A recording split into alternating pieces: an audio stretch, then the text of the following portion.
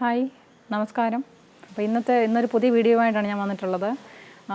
നമ്മൾ സാധാരണ fried rice ഉണ്ടാക്കുന്നത് ജീരക റൈസോ അല്ലെങ്കിൽ ബാസ്മതി റൈസോ ഒക്കെ വെച്ചിട്ടാണ് ഫ്രൈഡ് റൈസ് ഉണ്ടാക്കുന്നത്. ഇന്നത്തെ ഐറ്റം റേഷനരി വെച്ചിട്ട് എങ്ങനെ രുചികരമായിട്ടുള്ള ഒരു റൈസ് എങ്ങനെയാണ് വെക്കുന്നതെന്നാണ്. ഇപ്പോൾ നമുക്ക് റേഷനരി വളരെ അവൈലബിൾ ആണ്. അതിൽ ഇത് ചമ്പാവരി അല്ല, ചാക്കരി, അതായത് വെളുത്ത റേഷനരി വെച്ചിട്ടാണ് ഞാൻ ഈ റൈസ് ഉണ്ടാക്കുന്നത്. ഇത് സാധാരണ ഇതിൽ ചിക്കൻ കറിയുടെ കൂടെയോ അല്ലെങ്കിൽ അച്ചാറും പപ്പടമൊക്കെ കൂട്ടി ചേർത്ത് കഴിക്കാൻ നല്ല ഒരു കിടിലൻ വിഭവമാണ്. അപ്പോൾ നിങ്ങളെല്ലാവരും ഒന്ന് പരീക്ഷിച്ച് നോക്കണം. എന്നിട്ടിത് കമൻറ്റ് ചെയ്യണം.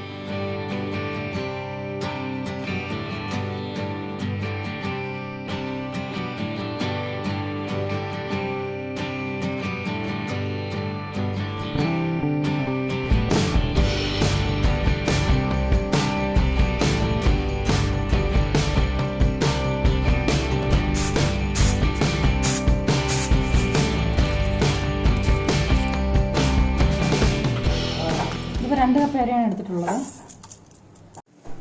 നമ്മൾ ആദ്യം റൈസ് കുക്ക് ചെയ്യാണ്. കുക്കർ ചൂടായി കഴിയുമ്പോൾ ഞാൻ ആവശ്യത്തിന് എണ്ണ ഒരു 2 ടേബിൾ സ്പൂൺ എണ്ണയോളം ഒഴിക്കണം. പിന്നെ അതിലേക്ക് ഒരു കഷ്ണം പട്ടയുണ്ട്, ഒരു 3 ഏലക്കയുണ്ട്, ഒരു 3-4 ഗ്രാമ്പു, ഇത്രയുണ്ട്. ഇത് അതിലേക്ക് ഇട്ട് കൊടുക്കുക.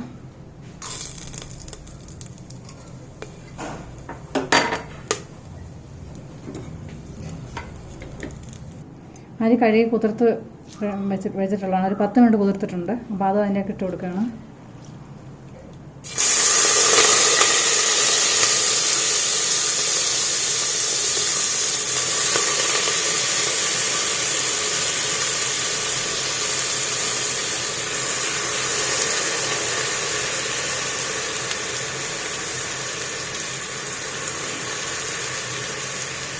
ഇത് നന്നായിട്ടൊന്ന് ഇളക്കി കൊടുക്കണം. ഒന്ന് മിക്സായി. ഞാനിതിലേക്കൊരു 2 കപ്പ് അരിയാണ്. അപ്പോൾ ഇതിലേക്കൊരു 2 കപ്പ് തേങ്ങാപ്പാൽ ഒഴിച്ച് കൊടുക്കുകയാണ്.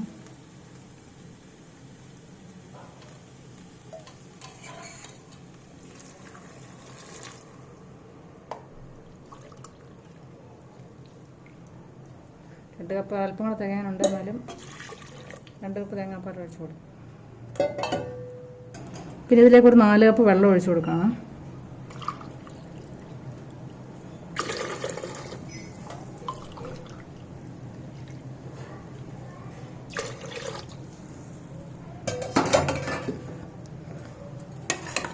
ഇതിലേക്ക് ആവശ്യത്തിന് ഉപ്പ് ചേർത്ത് കൊടുക്കണം.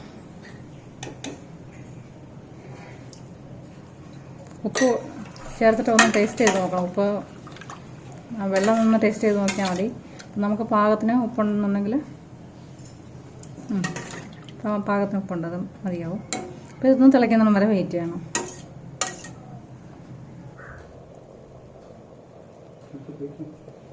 ഇപ്പം നന്നായിട്ട് തിളച്ചിട്ടുണ്ട്. അപ്പോൾ ഇതിന് നമുക്ക് അടച്ച് സിമ്മിലിട്ട് വേവിക്കാം. ഇത് 20 മിനിറ്റ് സമയത്തേക്ക് ഇതൊന്ന് വേവട്ടെ. അതിന് ഇടയ്ക്കൊന്ന് ഇളക്കി കൊടുക്കണം. എന്നിട്ട് ഇടയ്ക്ക് വെള്ളം വറ്റി വരുവാണെന്ന്, വെള്ളം തികയാതെ വരുവാണെങ്കിൽ അല്പം വെള്ളം കൊണ്ട് ഒഴിച്ചു കൊടുത്താൽ മതി. പക്ഷേ ഇതിപ്പം വെള്ളം മതിയാവും. എന്തായാലും ഒരു 20 മിനിറ്റ് അടച്ചു വെച്ച് വേവിക്കും. ഇപ്പോൾ ഒരു 10-15 മിനിറ്റ് ആയിട്ടുണ്ട്. ചോറ് എന്തുമാത്രം വെന്തിട്ടുണ്ടെന്ന് നോക്കാം.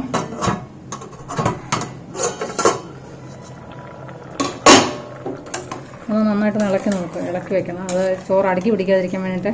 അപ്പം ഇത് ഏകദേശം ഒരു അടുക്കി ഒരു പകുതിയോളം വേവായിട്ടുണ്ട്. ഒന്ന് ഇളക്കി അടച്ച് വെച്ച് വേവിച്ചാൽ മതി വീണ്ടും.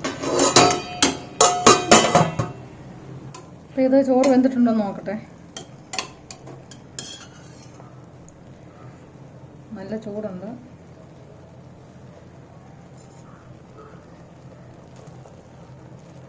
ഒരു 2-3 മിനിറ്റ് കൂടി അടച്ചു വെച്ചിരുന്നാൽ മതിയാവും. ചോറ് ഏകദേശം വെന്ത്.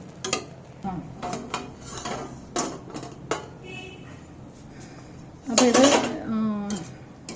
ഇപ്പോൾ ചോറ് വെന്തിട്ടുണ്ട്. ചോറ് അരി തിളച്ചതിന് ശേഷം ഒരു 20 മിനിറ്റ് ഞാനിത് വേവിച്ചിട്ടുണ്ട്. അപ്പോൾ ഇതിപ്പോൾ മാറ്റിയിട്ട് ഇനിയിപ്പോൾ നമുക്ക് ഒരു റൈസ് നന്നായിട്ട് മിക്സ് ചെയ്യാൻ വേണ്ടിയിട്ടുള്ളൊരു മസാലയോട് തയ്യാറാക്കാം. മസാലയിലൊരു കൂട്ട് തയ്യാറാക്കാം. അപ്പോൾ അതിനുവേണ്ടി ഇത് മാറ്റി വയ്ക്കുകയാണ്. ആദ്യം ഒരു ചീനച്ചട്ടി എടുത്ത് അടുപ്പത്ത് വെച്ചു. അപ്പോൾ അതൊന്ന് ചൂടായി വരുമ്പോഴത്തേക്ക് അതിലേക്ക് കുറച്ച് സൺഫ്ലവർ ഓയിൽ ഒഴിക്കുക. പിന്നെ അതിലേക്ക് ഒരു സ്പൂൺ നെയ്യ് കൂടി ഒഴിക്കുക. അധികം ചേർക്കണമെന്നൊന്നുമില്ല. ചെറുതായിട്ട് കൊത്തി അരിഞ്ഞ് വെച്ചിരിക്കുന്ന ഉള്ളി ഇട്ട് കൊടുക്കാം.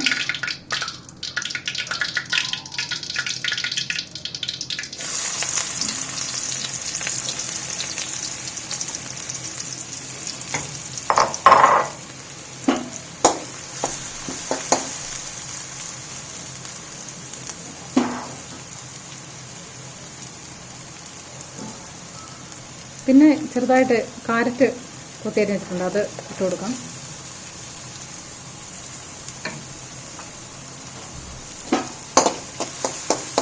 പിന്നെ ബീൻസ് അതും പൊടിയായിട്ട് അരിഞ്ഞ് വെച്ചിട്ടുണ്ട്, അത് ഇട്ട് കൊടുക്കാം.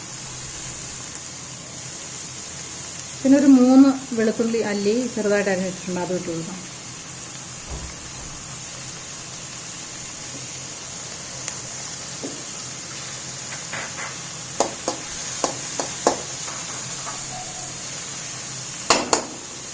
പിന്നെ ഇതിലേക്ക് ഒരു ഉപ്പ് ഒരു നുള്ള് ഒരു പിഞ്ച് ഉപ്പ് ഇട്ട് കൊടുക്കണം.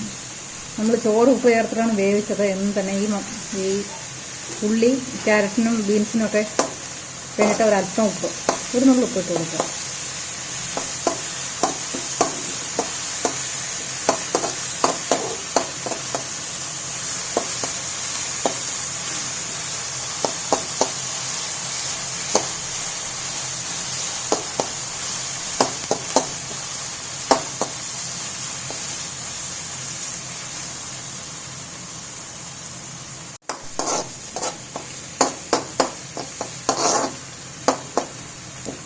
ഇത് ഉള്ളി ക്യാരറ്റ് ബീൻസ് ചെറുതായിട്ട് നന്നായിട്ടൊന്ന് വഴറ്റിയെടുക്കണം. അപ്പം ബീൻസ് ക്യാരറ്റ് എന്നിവ നന്നായിട്ടൊന്ന് സോഫ്റ്റായി ചെറുതായിട്ടൊന്ന് വെന്ത് സോഫ്റ്റ് ആവുന്നതും വരെ നന്നായിട്ട് വഴറ്റണം.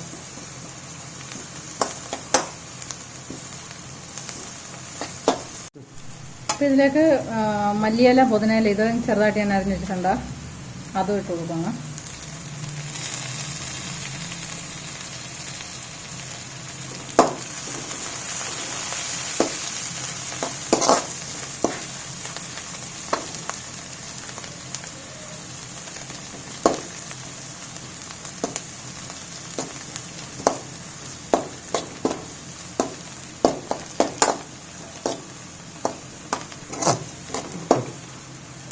ഇപ്പോൾ മല്ലി പുതിന ക്യാരറ്റ് ബീൻസ് ഇതെല്ലാം കൂടെ ചേർത്ത് വഴറ്റി വരുന്നതിൻ്റെ നല്ലൊരു മണം വരുന്നുണ്ട്. ഇപ്പോൾ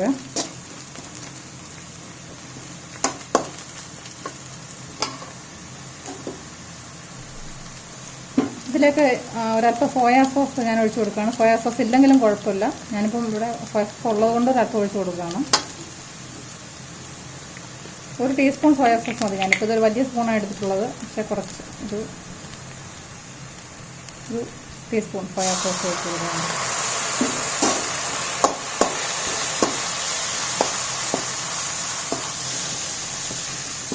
സോയാ സോസ് ഒഴിച്ച് കഴിയുമ്പോൾ അതിൻ്റെ സ്മെല്ല് വേറൊന്ന് ഒരല്പം ചേഞ്ച് ആയിട്ടുണ്ട്. പിന്നെ ഇതിൻ്റെ കൂടെ ഈ ക്യാരറ്റ് ബീൻസ് ഉള്ളി കൂടാതെ പുതിനയില മല്ലിയില കൂടാതെ സെലറി ഉണ്ടെങ്കിൽ അതും അരിഞ്ഞിട്ട് നന്നായിരിക്കും. പക്ഷേ ഇപ്പോൾ സെലറി കിട്ടാനില്ലാത്തതുകൊണ്ട് അതില്ല. അപ്പോൾ ഇത് നന്നായിട്ട് വഴറ്റിയിട്ടുണ്ട്. അപ്പോൾ ഇതിലേക്ക് നമ്മളിനി ചോറ് ഇട്ട് കൊടുക്കാം.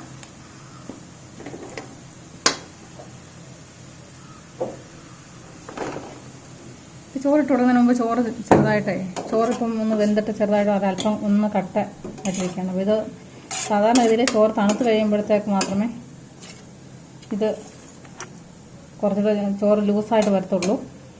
പക്ഷെ ഇതിപ്പം പെട്ടെന്ന് ചൂടോടെ തന്നെ ഇടുന്നത് കൊണ്ട് ഇതിങ്ങനെ അല്പം ഒന്നൊന്ന് കുഴഞ്ഞ് ഇരിക്കുന്ന ഒരവസ്ഥയിലാണ്. എന്നാലും ഞാൻ ഇട്ട് കൊടുക്കുകയാണ്. നമ്മൾ ചട്ടിയിലിട്ട് നമുക്ക് തോർത്തിയെടുക്കാം നന്നായിട്ട്.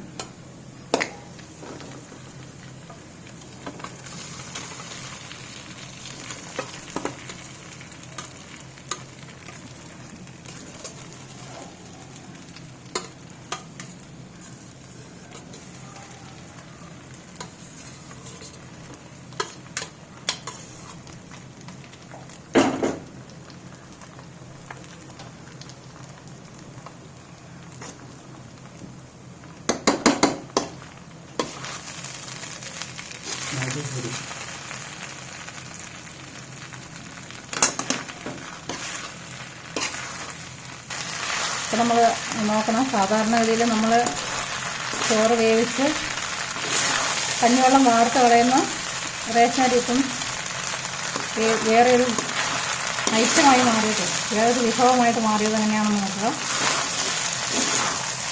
വളരെ ടേസ്റ്റിയാണ്.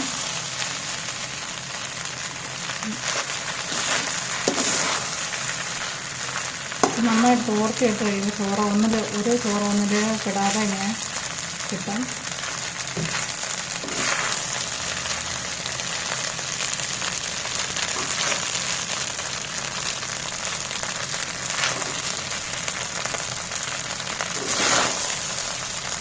നന്നായി ഇളക്കി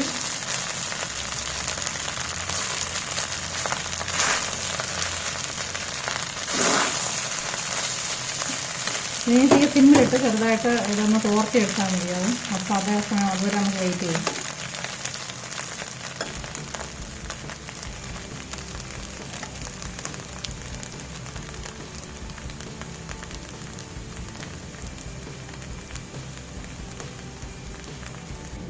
അപ്പോൾ ചോറ് നമുക്കൊരു പ്ലേറ്റിലേക്ക് മാറ്റാം.